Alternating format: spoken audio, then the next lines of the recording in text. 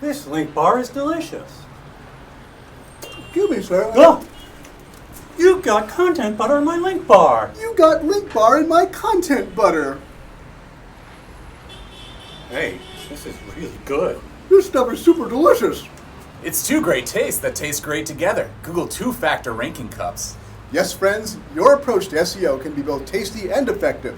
Stay with us to learn the 2 factors that rule them all for better SEO.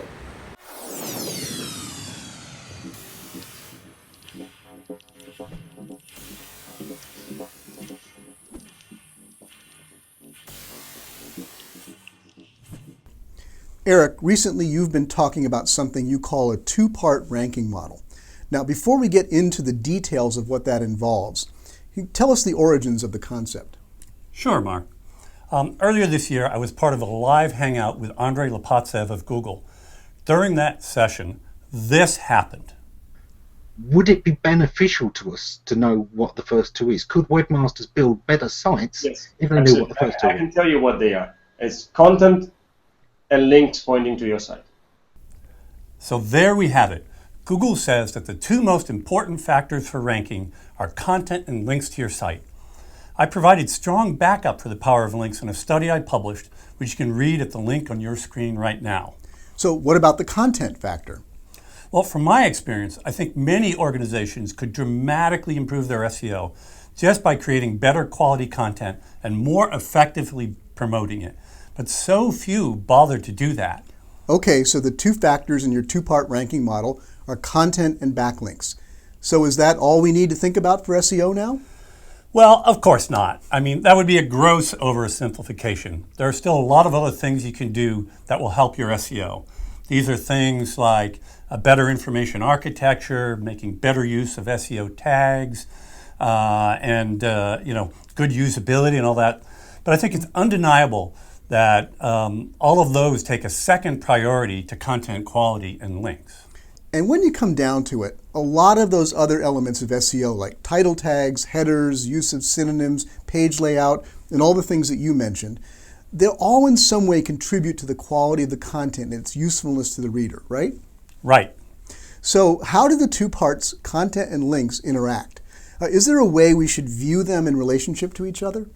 Well, to keep it simple, let's imagine a hypothetical set of scores for content and links. Here's an equation that depicts the possible relationship between those 2 things. Now, let's plot that on a graph. Notice 2 things. First, the y-axis is labeled chances of ranking, not ranking. So we're dealing with probabilities here. The higher on the curve you are, the more probable it is that you will rank high. But of course, there are never any guarantees. Second, notice that I've made the content score way more influential than the link score. Yes, why is that?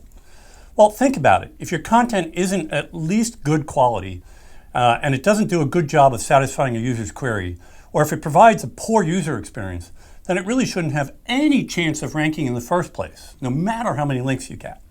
So while links are very powerful for establishing the basic authority of a page, Google is smart enough to know that they don't tell the whole story. That's why Google has invested so much in being able to discern the quality and appropriateness of content. Okay, so what should my takeaway be here as a digital marketer?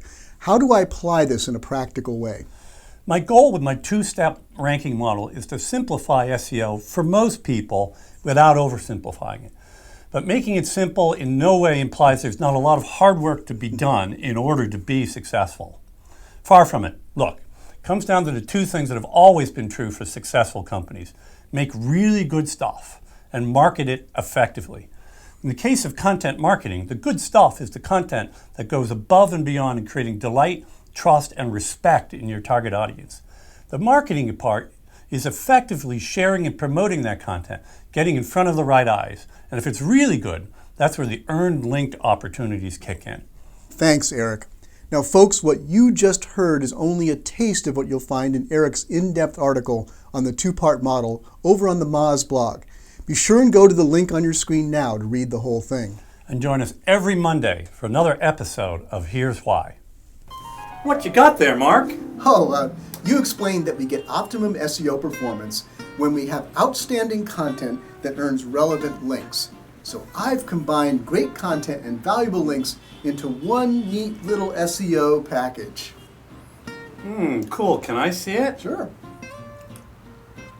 That's delicious. That was my only prototype.